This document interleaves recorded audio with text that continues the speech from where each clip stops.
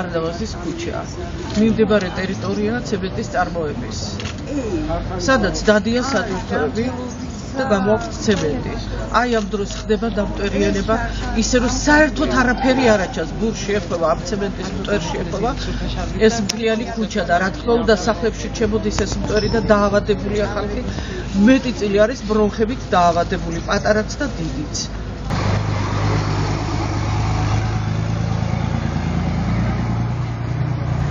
ეს მანქანების ხმაური მანქანა უნდა იერცხებოდეს, როცა დაიკვირდება, აი იმ დროს და გამოვიდეს გასუფთავებული. ეს არ ხდება და იმიტომ არის რომ ეს დამტვერიანებაა და საშინელებაა ყველაფერი. აი ამ ქუჩაზე გაძლება აგერ თვითონ ხეებიც მეტყველებენ, ყველაფერი მეტყველებს, ჩაცემენტებულია ყველაფერი. სადაც მე ვცხოვრობ, აი ერთი კედელი ვყოფს ცემენტის წარმოებას. ერთი ბლოკით აშენებული კედელი. კომპენსაციას გიხდიან? არანაირი. ადრე ირწყვებოდა ეს ქუჩები. მანქანაც იყავთ სარწყავი, მაგრამ არავინ არ მოდის, არავინ არ არწყავს.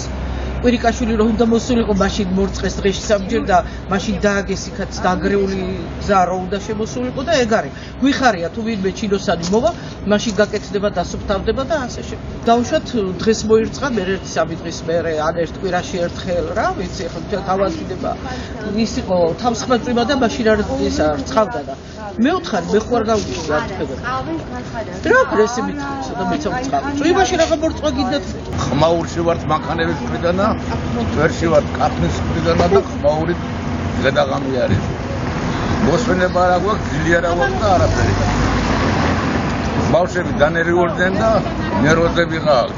დებს რომ თავი დავანებოთ. ვაწმოსილი ხალხი ცხოვრობს აქ ქართლის მუშები და ისინი ლოგ გულიატკეს ლოგ გულიატკეს და პატრონი კაცი არ არის რომ იმას აკეთებს მიხედავს.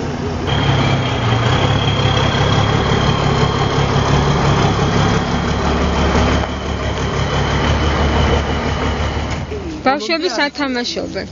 ბავშვებს როგორ გავუშვებ, თუ ხარ აი აქ გვერდში ყავს. თუ გადაირბინეს ერთი ამბავია რომ ან მანქანა არ დაეჭდოს არა. ერთ წუთს რომ გადაწმენდა სახში მტვერს, მეორე წუთს ისე მტვერს. და ის მტვერი კი არ არის, ღამე ხდება კიდე რაღაცა რომ როცა ნახშირზე გადაყავთ და ნახშირით ვქვავენ. მაშინ უკვე ლურჯი ისადებს მტვერი და უკვე ვიცით რაც მოხდა რომ ნახშირზე იმუშავა.